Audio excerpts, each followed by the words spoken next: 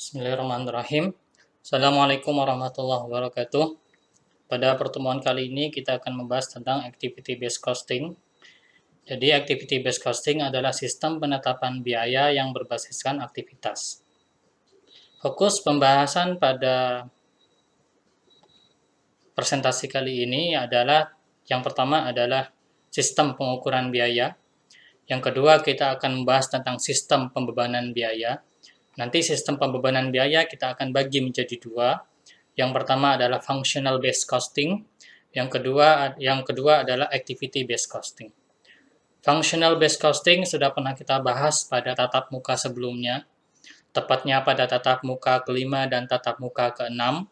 Pada saat kita membahas tentang job order costing dan process costing, kita sudah menerangkan tentang penggunaan overhead dengan tarif tunggal atau plan-wide rate. Sedangkan pada tatap muka ketujuh, yaitu kita sudah membahas tentang overhead dengan multitarif atau departmental rate. Akan tetapi, functional based costing tersebut memiliki keterbatasan. Nanti kita singgung keterbatasannya apa, dan kemudian sebagai alternatif untuk menutupi keterbatasan tersebut, maka diusulkanlah salah satu costing, metode costing yang lain, yaitu activity based costing. Dan terakhir adalah mereduksi jumlah aktivitas pada sistem activity based costing sebagai salah satu tips agar ABC atau activity based costing bisa lebih mudah diterapkan pada perusahaan. Pertama kita membahas tentang sistem pengukuran biaya. Sistem pengukuran biaya terbagi menjadi dua, yaitu sistem biaya aktual dan sistem biaya normal. Sistem biaya aktual, penetapan cost atau biaya pada suatu produk itu menggunakan biaya bahan baku langsung yang aktual, biaya tenaga kerja langsung yang aktual, dan biaya overhead yang juga aktual. Jadi semuanya aktual jika menggunakan sistem biaya aktual. Ini sudah kita bahas juga pada tatap muka keempat. Sementara sistem biaya normal menggunakan biaya bahan baku langsung yang aktual, biaya tenaga kerja langsung yang aktual, tetapi untuk overhead-nya tidak aktual. Akan tetapi biaya overhead yang diestimasi atau disebut juga dengan predetermined overhead rate. Nah, adapun dua contoh dari sistem biaya normal, jadi kalau ini sistem biaya normal menggunakan biaya overhead yang diestimasi, ini kita breakdown lagi menjadi dua macam, yaitu functional based costing dan activity based costing. Functional dan activity based costing memiliki kesamaan, yaitu keduanya sama-sama menggunakan biaya bahan baku langsung yang berdasarkan nilai aktual, dan juga biaya tenaga kerja langsung yang juga berdasarkan nilai aktual dan direct tracing. Akan tetapi berbeda pada overhead. Pada functional based costing, dan kita sudah mempelajari ini, biaya overhead-nya dihitung dengan menggunakan driver unit level activity driver. Sedangkan activity based costing selain menggunakan unit level activity juga menggunakan non-unit level activity. Seperti apa nanti penerapannya nanti akan kita bahas lebih lanjut. Contoh unit level activity driver yaitu adalah jumlah unit produksi, jam mesin, dan jam tenaga kerja langsung. Unit level activity driver membebankan overhead dengan menggunakan dua cara, yaitu dengan tarif tunggal, yaitu plan-wide rate, atau tarif departemen, di mana dalam perusahaan terbagi menjadi beberapa departemen. Misalnya terbagi menjadi dua departemen. Satu departemen yang memproduksi komponen, yang kedua adalah departemen yang melakukan perakitan komponen. Jadi ini perbedaan dari plan-wide dan departemental. Kalau plan-wide, biaya overhead-nya dikumpulkan terlebih dahulu, kemudian dijadikan satu sebagai plan-wide. Kemudian dihitung menggunakan rumus pembebanan overhead, dan kemudian biaya overhead tersebut dibebankan kepada produk. Sedangkan departemen, biaya overhead-nya dikumpulkan, kemudian dibagi pada departemen yang dimiliki oleh perusahaan. Kalau ini 2 departemen, ya dibagi menjadi 2. Kalau ada 4 departemen, ya dibagi menjadi 4 departemen. Kemudian tiap-tiap departemen mengalokasikan, menghitung biaya overhead untuk kemudian dibebankan kepada produk. Kita bahas yang menggunakan tarif pertama. Ini sudah kita bahas sebenarnya, tapi sebagai flashback saja. Yang pertama, kita menghitung tarif biaya overhead, yaitu tarifnya kita hitung, kemudian kita hitung berapa yang dibebankan, sehingga itu disebut dengan applied overhead.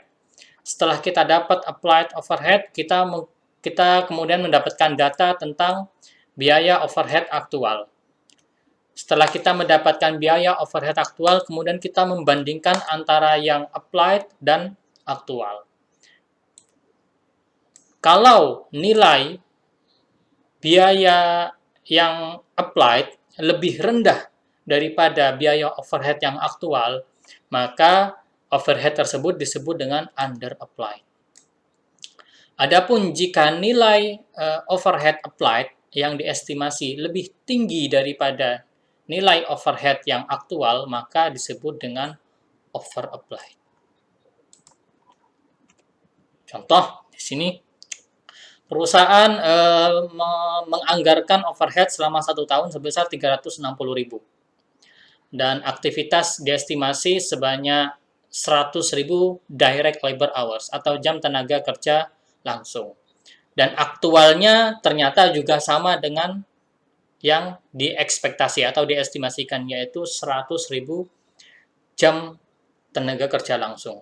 Maka cara menghitung rate untuk overhead yaitu biaya overhead yang dianggarkan dibagi dengan estimasi aktivitas. Dalam hal ini adalah jam tenaga kerja langsung.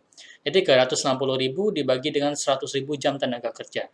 Ketemu angka $3,6 per jam tenaga kerja langsung. Kemudian dari tarif yang sudah kita dapatkan, kita menghitung applied overhead. Applied overhead 3,6 dikalikan actual activity. Kebetulan di sini actual activity dan expected-nya sama, yaitu 100.000. Sehingga kita akan mendapatkan applied overhead 360.000. Sedangkan di sini actual-nya adalah 380.000. Jadi applied overhead lebih rendah dari actual overhead. Hal ini disebut juga dengan yang namanya under applied overhead. Ini contoh perhitungan. Ada perusahaan yang memproduksi 2 produk, 2 pesawat telepon. Yang pertama adalah pesawat telepon nirkabel, cordless. Yang kedua adalah pesawat telepon yang menggunakan kabel reguler. Adapun prime cost untuk cordless adalah 78.000. Prime cost adalah gabungan antara biaya bahan baku dan biaya tenaga kerja langsung. Untuk reguler, prime cost-nya adalah 738.000. Biaya overhead kita hitung dari tarif tadi. Kalau misal produk cordless ini membutuhkan 10.000 jam tenaga kerja langsung, maka overhead-nya 3,6 dikali 10.000, maka kita akan mendapatkan porsi overhead sebesar 36.000 dibebankan kepada produk cordless. Jadi dari 360.000 yang dianggarkan, 36.000 itu dibebankan kepada produk cordless atau pesawat telepon nirkabel.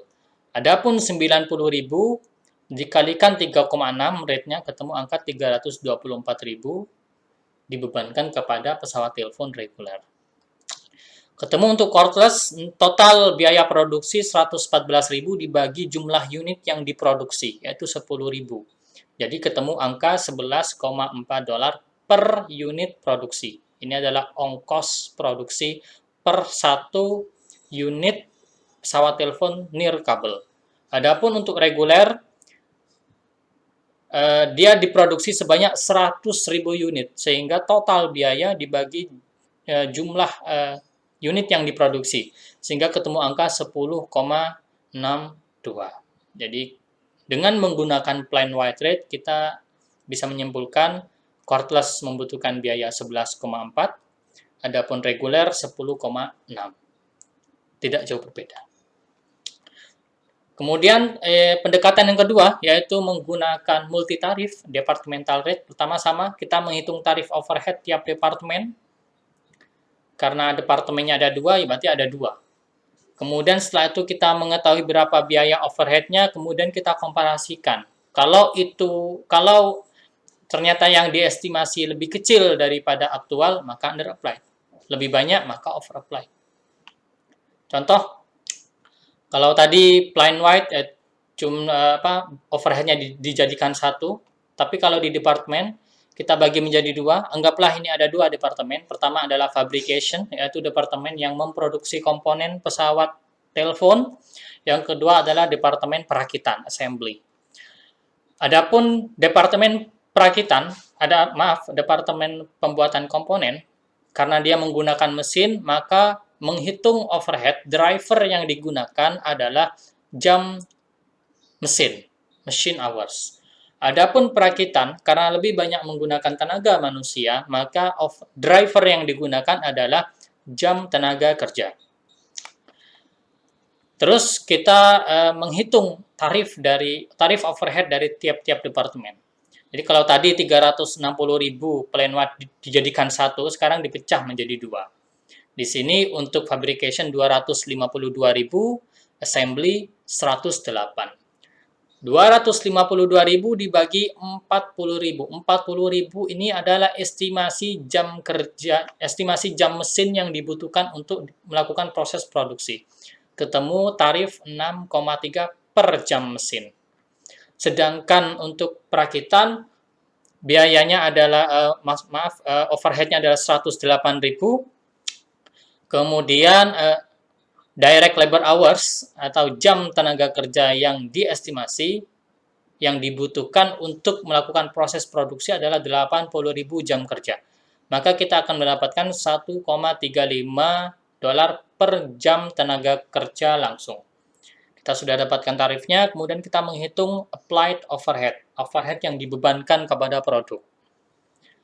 Pertama adalah 6,3 dikali actual machine hours. Ini kita anggap antara expected dan actual sama. Jadi actual adalah 40.000, jadi 6,3 kali 40.000 ketemu angka 252.000. Kemudian 1,35 tarif untuk departemen perakitan dikali actual direct labor hours dan yaitu 80.000, ketemu angka 108. Jadi applied overhead 360.000. Tinggal kita temukan berapa actualnya, nanti baru kita hitung apakah itu under atau over applied. Kemudian ini tabelnya untuk menghitung. Jadi ini adalah budgeted overhead. Jadi overhead yang dianggarkan tadi 252.000 dari sini. Kemudian ini ada perakitan 108.000. Kemudian ini adalah penggunaan jam tenaga kerja yang dibutuhkan untuk memproduksi kedua macam produk. Kemudian ini yang bawah adalah jumlah jam mesin yang dibutuhkan untuk memproduksi dua macam produk. Contoh di sini adalah cordless.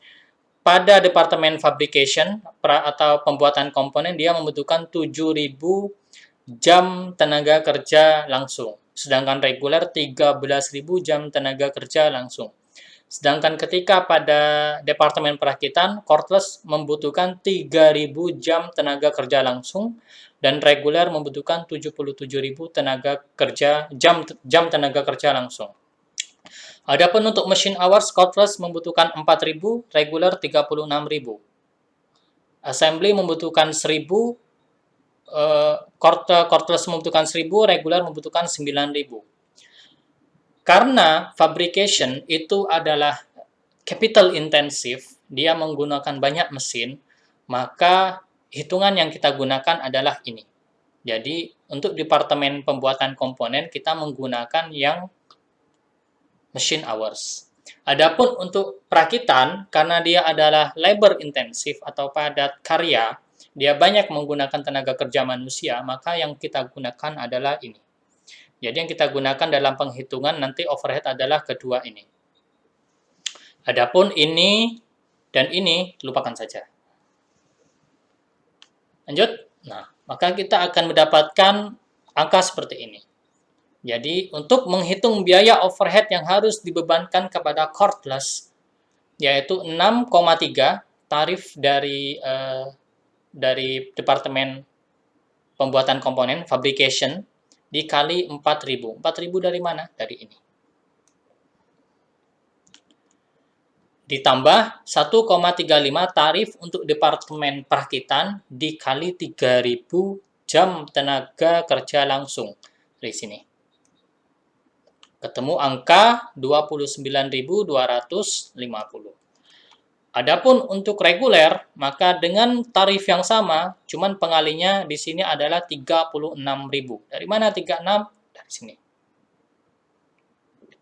Begitu juga dengan yang direct labor hours, kita pakai 77.000. Jadi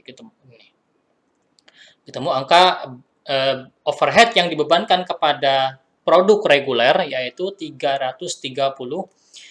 Sehingga kita dapatkan total manufacturing cost dari kedua produk, kemudian dibagi sebanyak jumlah unit yang diproduksi. Untuk cordless per unitnya adalah 10,73. Adapun reguler 10,69. Hampir tidak ada perbedaan nilai harga produksi dari kedua produk tersebut.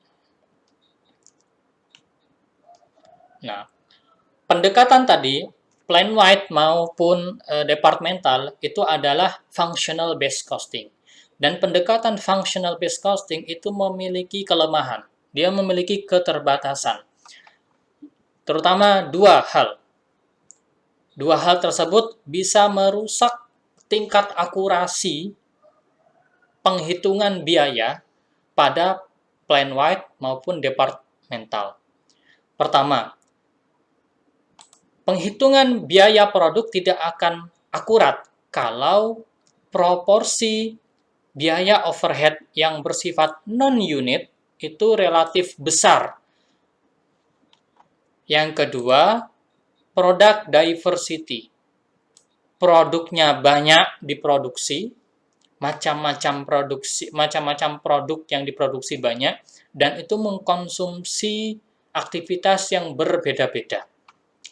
Apa maksudnya dari dua ini? Non-unit itu apa? Ini. Jadi ada aktivitas pada level unit, maksudnya adalah tiap unit produk yang diproduksi pasti membutuhkan aktivitas tersebut. Seperti machining, proses pembuatan dengan mesin maupun perakitan. Pasti semua produk pasti membutuhkan aktivitas tersebut. Tapi ada aktivitas levelnya batch level. Tidak pada tiap produk, tapi pada sekelompok produk. Contohnya adalah biaya setup. Biaya setup itu tidak dilakukan pada tiap produk.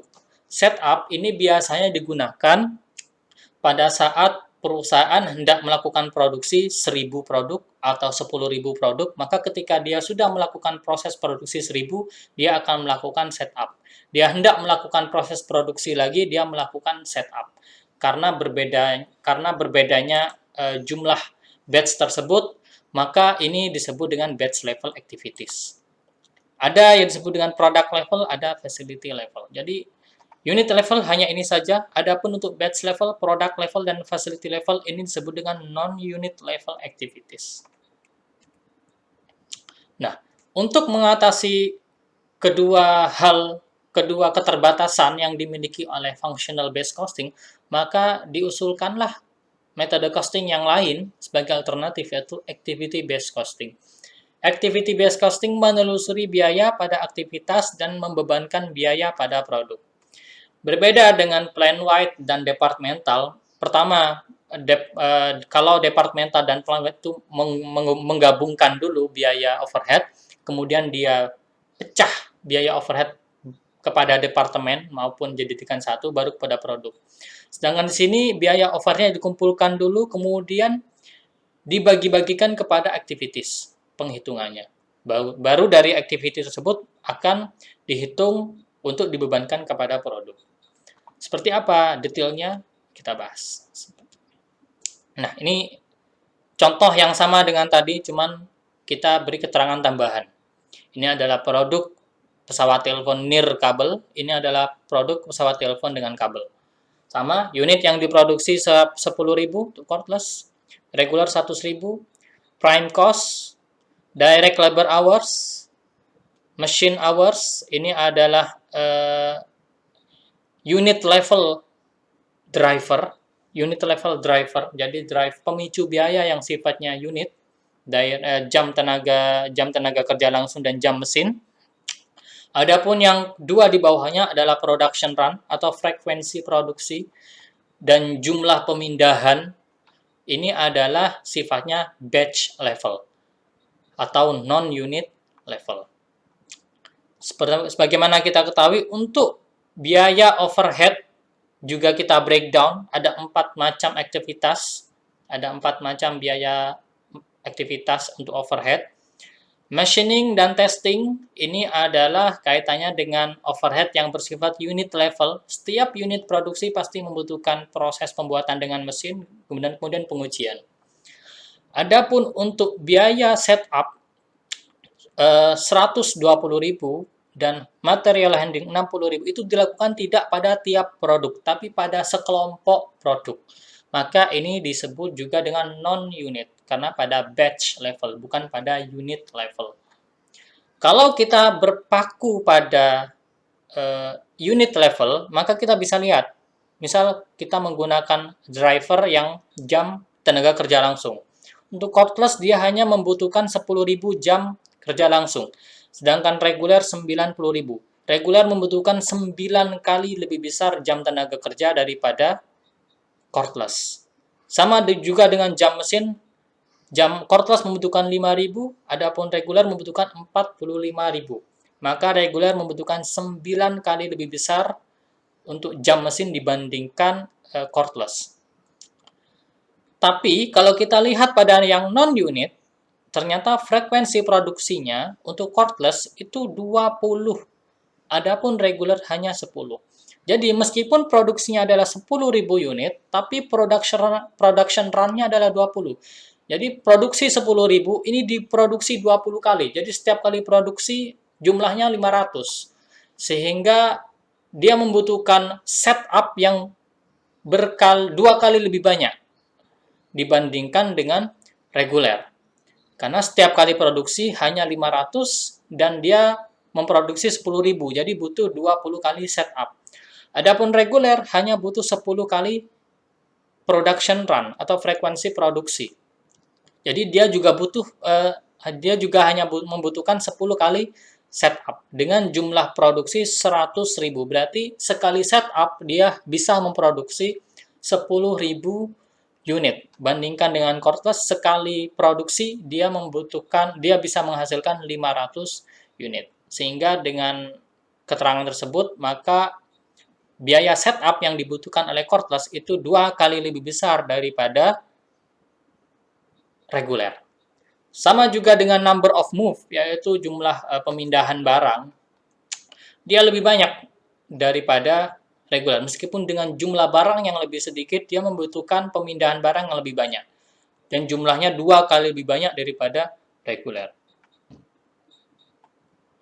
Dan jadi bisa kita pahami dari 360.000, 180.000 itu kaitannya dengan unit level activity. Sedangkan 180.000 yang lain itu kaitannya dengan non-unit level activity. Kalau kita menghitung seluruh overhead dengan pendekatan unit level, maka akan terjadi misleading. Karena kalau untuk reguler, benar dia mengkonsumsi lebih banyak aktivitas yang jika menggunakan driver unit level, tapi ketika kita menggunakan non-unit level, maka yang paling banyak mengkonsumsi biaya itu adalah produk cordless, bukan lagi reguler. Maka ini adalah consumption ratio. Untuk machining testing, regular phone membutuhkan 90% untuk biaya machining dan testing itu diserap oleh regular phone. Tapi untuk biaya setup dan material handling, 67% diserap oleh cordless phone. Jadi kemudian kalau kita menghitung, ini adalah rate-nya, setup rate, pertama kita menghitung, jadi karena ada 4 activity, overhead activity, jadi kita juga menggunakan 4 overhead rate. Seandainya ada 10 activity, maka kita punya 10 rate. Ada 100 activity, ya kita pakai 100 rate. Pertama adalah setup rate. Jadi nilai overhead-nya, overhead cost dibagi drivernya. Di sini ada 120.000 dibagi 30. Jadi dari ini setup 120 dibagi 30. Begitu juga seterusnya dengan material handling, machining, testing, maka kita akan mendapatkan rate per run, rate per move, dan per jam mesin, dan per tenaga kerja langsung. Kemudian kita hitung, kita masukkan ke tabel perhitungan. Untuk cordless dan regular, ini prime cost seperti yang sebelumnya. Setup 4.000 tarifnya kali 20 kali setup untuk cordless, kita dapat overhead 80.000. Kemudian untuk regular 4.000 rate-nya dikali 10 kali production run. Kita akan dapat angka 40.000. Begitu juga seterusnya, maka kita akan ketemu total manufacturing cost 216.000 untuk cordless dan 960.000 untuk reguler.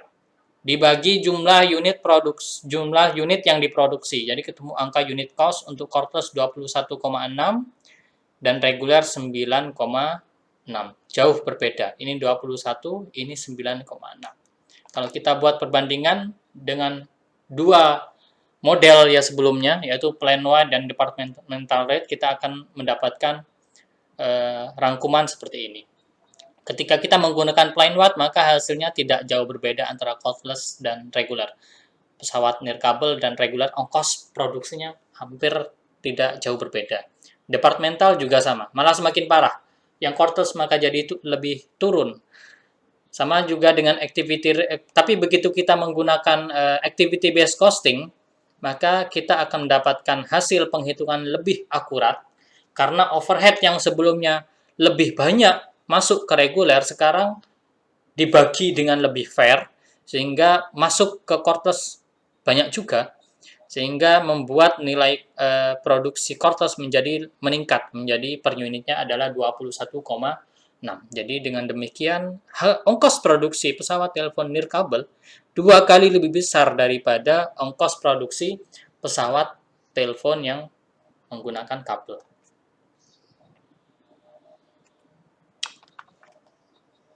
Kemudian yang ini segmen terakhir, mereduksi jumlah aktivitas pada sistem ABC.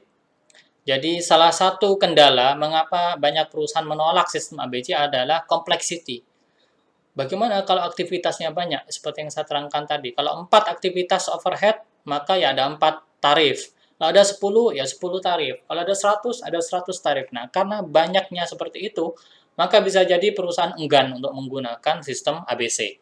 Maka untuk mensiasati tersebut, maka dilakukan yang namanya penyederhanaan.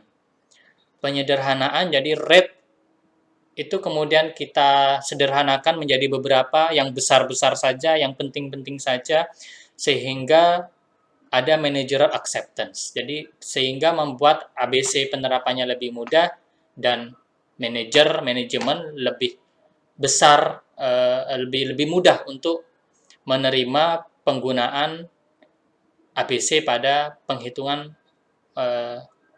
biaya produksi perusahaan. Misal ini ada 6 macam overhead activity dengan nilai biaya dengan nilai overheadnya bervariasi dari 200.000 sampai 60.000. Ini adalah drivernya. Ini adalah expected quantity yang diproduksi. Kemudian ini adalah consumption ratio dari dua produk. Pertama adalah produk standar, yang kedua adalah produk yang luxury, mewah. Kalau kita menggunakan pendekatan plan wide, kita akan mendapatkan angka 500.000 dan luxury adalah 500.000. Jadi hampir sama. Terjadi misleading di sini. Masa harga barang yang lebih mewah, ongkos produksinya sama dengan harga barang yang standar. Kemudian kalau kita menggunakan activity base, maka di sini akan perubahan yang signifikan. Maka untuk standar 314.000, luxury 686.000. Di sini ada 6. Bagaimana kalau kita ingin mereduksi, misal jadi 2 atau 3 saja? Nah, maka di sini. Ini kita reduksi dari 6 sebelumnya menjadi 3. Dengan cara mengambil 3 yang terbesar. Yaitu yang 200.000, setup, machining 250.000, dan purchasing material 350.000. Ini nilainya, tapi dengan nilai tetap. Jadi 200 setup cost itu 200.000. Pada tabel ini menjadi 250.000. Bagaimana cara menghitungnya? Seperti ini. Ini ada keterangannya. Jadi 200.000 ditambah 200 plus 800.000. 200.000 itu dari ini. 800.000 itu dari 200 tambah 250 tambah 350. Ketemu angka ini baru dikalikan 200.000 dengan nilai yang original tadi. Maka ketemu angka maka ada penambahan sebesar 50.000 sehingga setup batch-nya adalah 250.000. Begitu juga machining dan purchasing material dengan mengkalkulasinya dengan menggunakan cara yang sama seperti setup. Maka nanti kita ketemu seperti ini. Jadi ketika kita menggunakan penghitungan ABC-nya, ketemu ongkos produksinya seperti ini, 306 dan 693. Bandingkan dengan tadi yang sebelum belum disederhanakan, untuk standar 314.000. Ya, tidak terlalu jauh berbeda. Mungkin itu sekian dari saya. Selanjutnya adalah latihan soal. Silakan dikerjakan soal ini. Ini adalah meniru sebenarnya, meniru contoh yang dipaparkan tadi pada produk cordless dan reguler.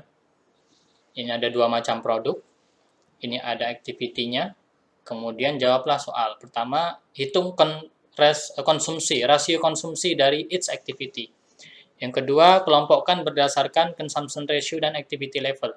Ketiga, hitung rate. Dan keempat, hitunglah unit product cost. Mungkin itu saja dari saya. Terima kasih atas perhatiannya. Syukran jazilan ala ihtimamikum. Assalamualaikum warahmatullahi wabarakatuh.